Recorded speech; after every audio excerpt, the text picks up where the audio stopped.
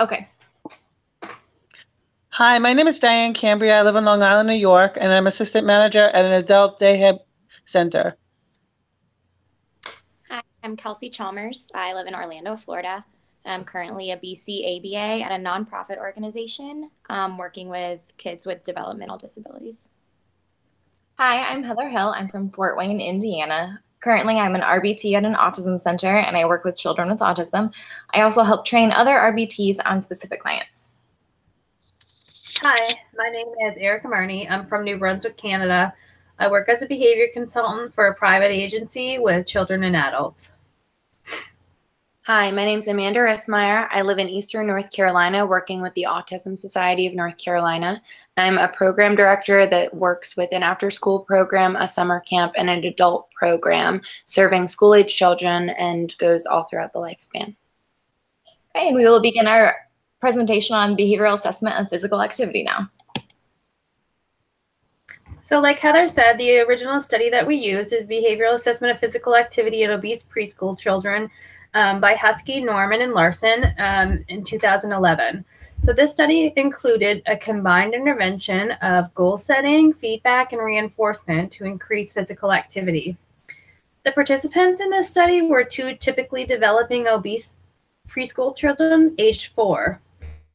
The study was universal design, and both participants participated in an AB-AB design consisting of 2 baseline phases and 2 intervention phases. Participants wore a pedometer with a sticky note indicating the step goal. If the goal was met, reinforcement was provided, which was access to a prize box. Activity levels were measured and defined using the observation system for recording activity in children. Results from this study demonstrated a modest increase in activity, and participants and both of these participants increased their step totals in the intervention phase. The researchers found that there's many limitations in this study and gave many suggestions for future similar studies. So the next slide is the supporting literature.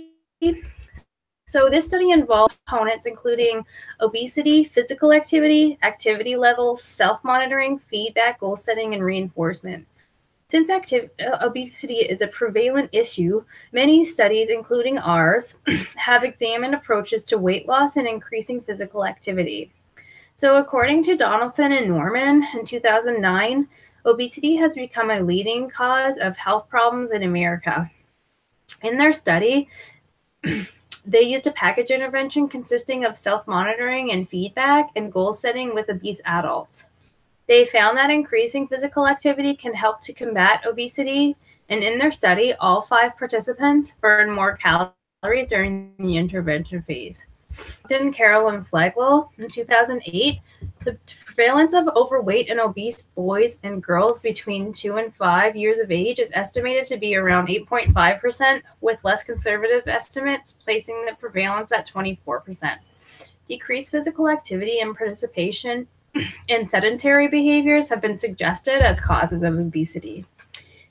And lastly, according to Norman in 2008, excess weight is a risk factor for many health conditions, including heart disease, stroke, arthritis, hypertension, and certain cancers, breathing problems, and type 2 diabetes. This problem cuts across all ages, racial and ethnic groups, and genders. In this study, a combined intervention was implemented, and all participants increased steps in the intervention phase.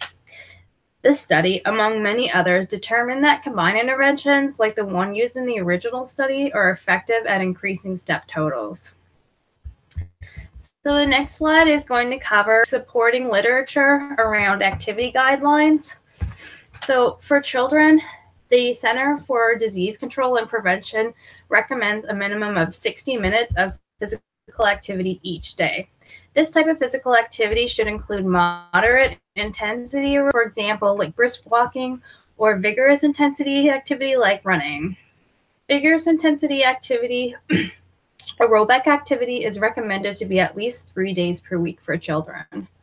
According to Hill, Wyatt, Reed, and Peters, modest changes in physical activity, such as walking an additional mile 2,000 to 2,500 steps per day might be enough to prevent weight gain in the average adult. In a study by Miltenberg and Balbuna, 2016, it was noted that boys need 15,000 steps and girls need 12,000 steps per day in order to maintain a healthy weight. Using a combined intervention, results from their study indicated that there was an increase for all participants. So the next slide is going to cover the supporting literature around the use of pedometers. So many studies have utilized the use of pedometers as a self-monitoring tool to increase physical activity. Our original study included pedometers, and also Norman in 2008 suggested that one way to measure unconstrained physical activity across multiple locations is to employ a permanent product recording system, such as a pedometer. In a study by Van Wormer, 3 participants, which were overweight adults, used pedometers to measure daily physical activity and focused on applying self-monitoring skills. Lastly, Miltenberg and Balbuna focused on a goal of increasing total steps taken each day for each child participant. Goals were individualized, and steps per day were measured with the use of standardized pedometers. The next slide is going to cover the method of measurement of intensity and activity levels. In the original study, the idea was to increase the intensity of physical activity during recess for obese preschool children. The original study used pedometers combined with the observation system for recording activity in children preschool version. For the purpose of this study, the highest level of physical activity observed during an interval was recorded. In a similar study by Hayes and Van Camp in 2015, they aimed for moderate to vigorous intensity defined as more than 99 steps per minute. While Miltenberg and Valbuena, 2016, did not directly set a level of intensity, but instead set goals that each child would increase steps taken by certain percentages. The next slide is going to cover feedback. Providing feedback is an effective way to let the participants know how well they are doing. Feedback is used to help motivate the participants to achieve goals that were set. In the original study, feedback was provided during the reinforcement phase. 10 minutes into the session, and it consisted of telling the participants the step totals and how close they were to meeting the goal.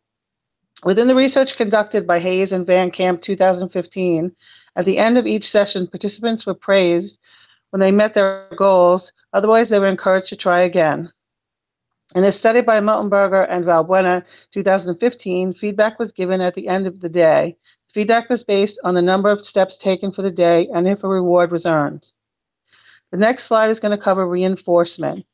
The goal of reinforcement in the studies examined was to give something to the participants to increase the likelihood that the steps taken would increase. The reinforcements were used to encourage participants to perform at desired levels. The reinforcements used in the original study allowed the participants to choose from a prize box including stickers, stamps, pens, buttons, etc. when they achieved their step goal. In Miltenberger and Valbuena, 2016, each child drew up a contract which detailed what their reinforcement would be when goals were met. They varied from toys, computer time, silly bands, and time on iPod Touch, etc. In the Hayes and Van Camp 2015, the reinforcement consisted of age-appropriate tangible items, for example, crafts and small toys costing $3 or less. In all the studies, the reinforcers were inexpensive. However, the total cost of the reinforcer may be more than what was possible in some cases. In addition, as suggested in the original study, a formal preference assessment should be conducted to determine what items should be used for reinforcements to ensure that the item actually functioned as a reinforcement. The next slide is going to cover the purpose of the study. The motivation behind this study was to combat weight problems and the related financial and health consequences in preschool children.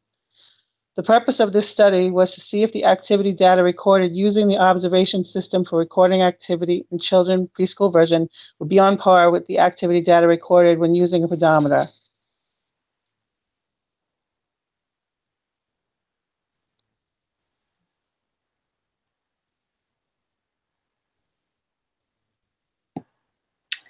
Now we're going to discuss the method behind our study. Next slide, please. Participants and setting. Our specific study focused on 5 adult female graduate students, all in the master's ABA program within Ball State: Diane, Heather, Kelsey, Erica, and Amanda. The participants ranged in age from 26 years old to 51 years old. All varied in body mass index, as well as the amount of weekly physical activity that they engaged in regularly. Each session was about 20 minutes and was individualized physical activity, meaning that the participants were able to choose whichever type of physical activity that they would like. They happened in various locations. This could have been in the gym, outdoors, even in their place of work. Next slide, please. The materials utilized were a pedometer, health app. This could be something as simple as a Fitbit or a health app within somebody's phone. Some individuals also used a standard pedometer. A sticker or a piece of paper or even a piece of tape to cover the pedometer number during taking baseline, as well as during the intervention phases. Reinforcers were also utilized, a prize box, so to speak, but they were specific to each participant.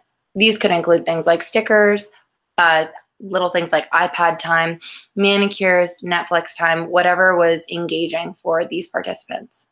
A stopwatch and timer was utilized to make sure that the 20-minute sessions were held at exactly 20 minutes. There was also a video recording device that was utilized to tape each session, which was later used for data collection and IOA. The last thing that was necessary was a data collection sheet that was created in Excel, which I'm sharing with you on the next slide. These data tracking sheets, if you look on the left, figure 1, this data tracker was used to find the total steps per 20-minute session. There were a total of, on average, around 20 sessions per participant, and we had to track within baseline, intervention, baseline 2, and intervention 2 phases because we did utilize a reversal design. Figure 2 shows the data table utilized for tracking physical activity and the levels or ratings per 25-second intervals for each session. This is just a small snapshot of the 20 sessions itself. Next slide, please. The observation system for recording activity in children, also known as the OSRAC, the table itself was edited for our replication study.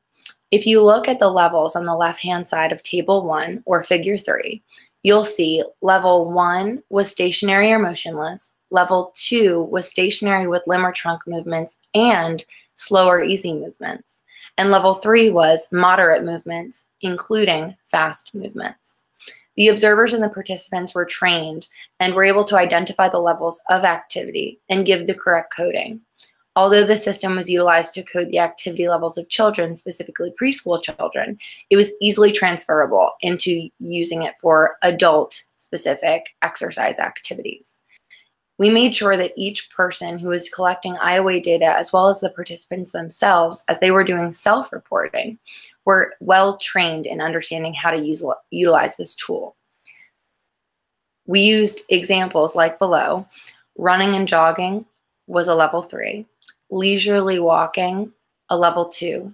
Biking uphill would be a Level 3. And taking a rest or in standing stationary position, a Level 1. Next. Now I'm going to discuss in depth the procedure around this study's replication. The intervention itself was including goal setting, performance feedback, and reinforcement.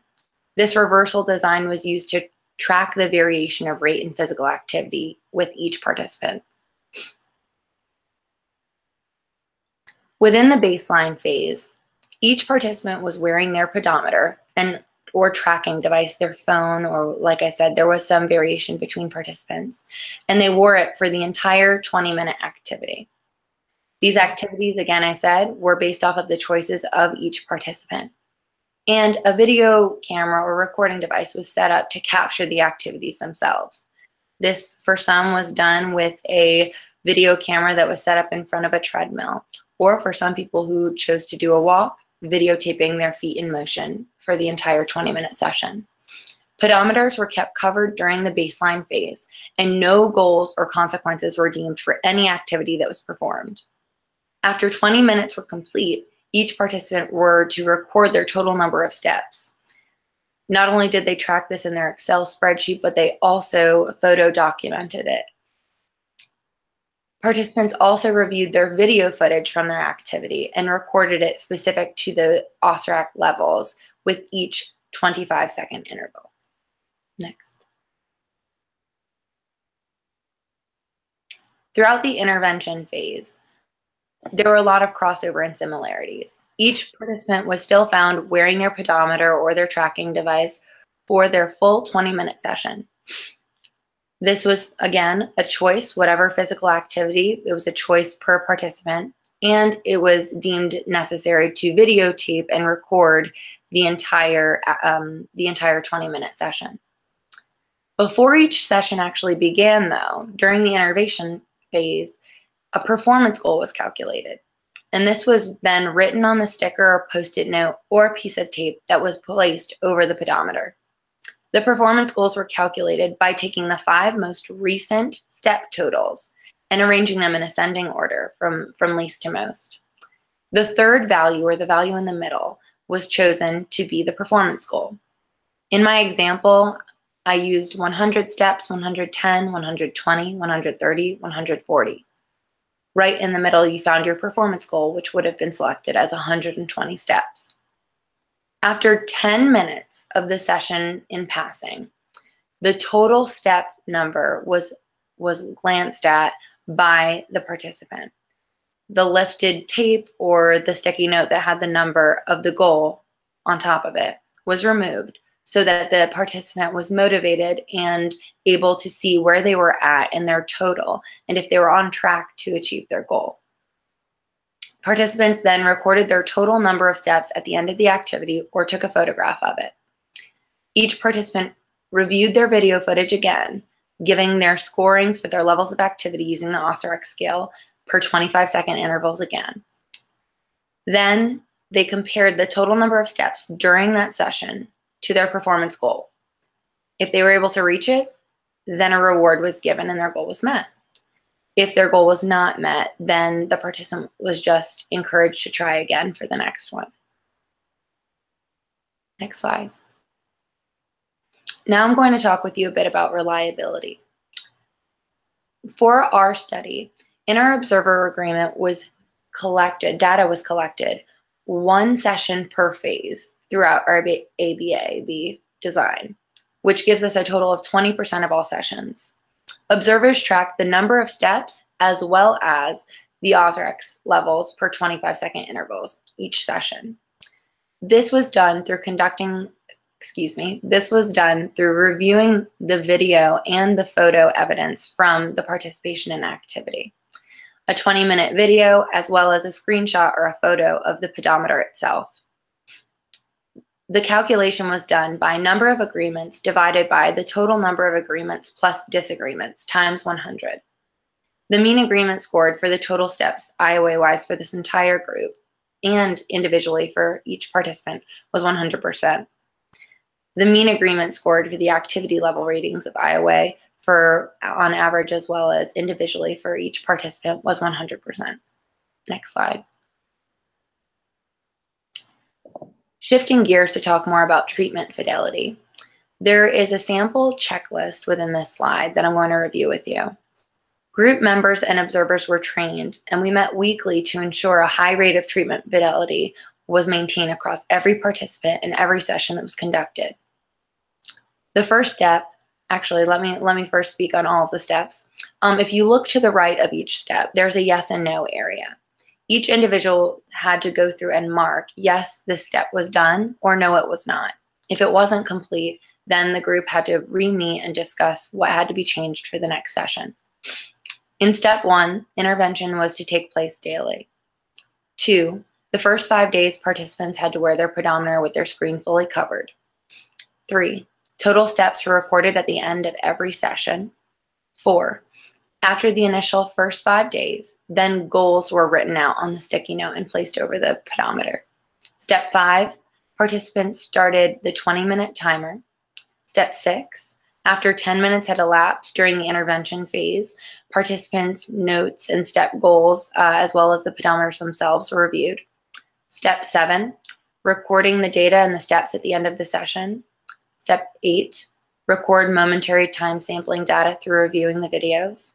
Step 9, recording the activity level codes. And 10, contracted reinforcement was provided if goals were met, and if it was not met, it was not given. If everyone received 10 out of 10 for their treatment fidelity steps, then 100% was calculated. Next. Okay, now that we've gone over the basics of our design, we'll look at specific results. So this is a table for the results for the entire group. Overall, the results of the group were similar. The baseline average steps per session were lower than the intervention phases. However, the steps were not significantly lower to show a strong functional relation, if any. When comparing participants, the step total varied even when the activity rating was the same. So Diane had a level of 3 with 533 steps, and Kelsey had an activity level of 3, but had 1,318 steps. So this is more than likely due to the use of the different pedometers. With the exception of Diane, all participants had 5 data points per session in the ABAB design, and IOA was collected for 1 session per phase, and IOA was 100% for each participant. The phases included the baseline and intervention, which was goal setting with feedback and reinforcement. And now we will look at the individual graphs. So this is Diane's graph. And then for all of the graphs, the circles represent the total steps and triangles show the activity levels. Total steps is on the left y-axis and mean activity levels is on the right.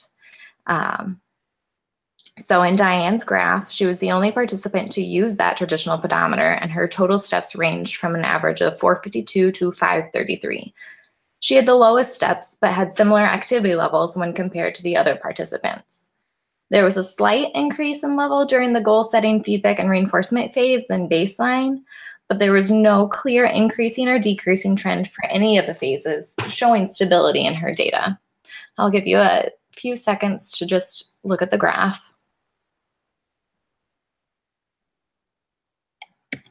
Okay, this is Kelsey's graph. Kelsey also had a slightly higher level during the intervention phase than baseline. Baseline and intervention average steps were very similar. She maintained an activity level of 3 throughout the entire intervention, and trends within phases were stable and no significant level changes were shown.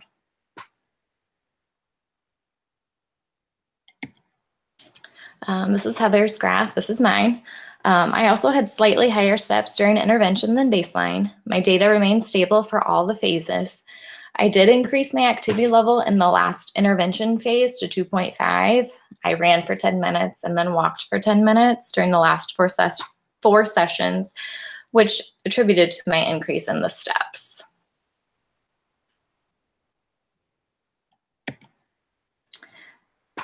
Erica's graph, she increased her activity level from a 2 during baseline to a 3 for the remaining 3 phases. She had the most distinct level change between baselines and interventions. However, this change is still small and doesn't provide a strong evidence of a functional relation.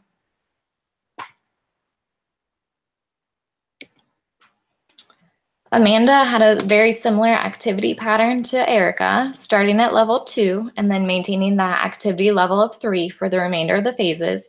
She had a large increase of steps from baseline to intervention 1, but this is probably due to her increase in activity level.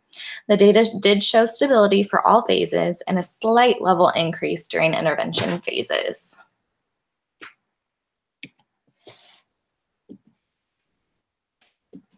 Next is the discussion.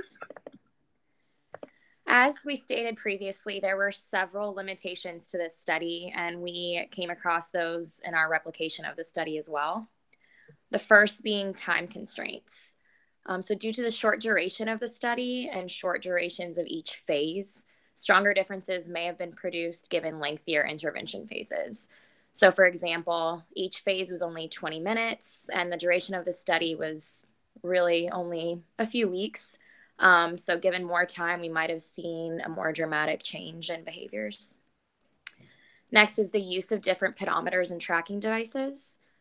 Many pedometers do not account for more or less physical exertion and are more likely to underestimate activity and produce more conservative estimates of behavior change.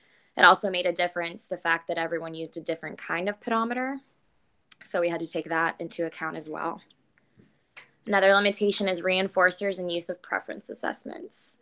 Due to the lack of substantial behavior change across participants, a reinforcer issue could have been a limitation.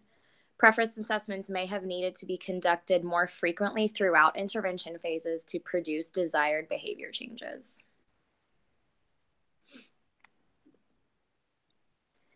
And here's the conclusion of the study. So although the study suggests a slight change in activity levels once goal setting and reinforcement were implemented, there is more necessary research to determine a functional relationship between intervention and overall activity level across participants. Further research is needed to determine conditions where step totals and overall activity levels differ enough to use one measure over another.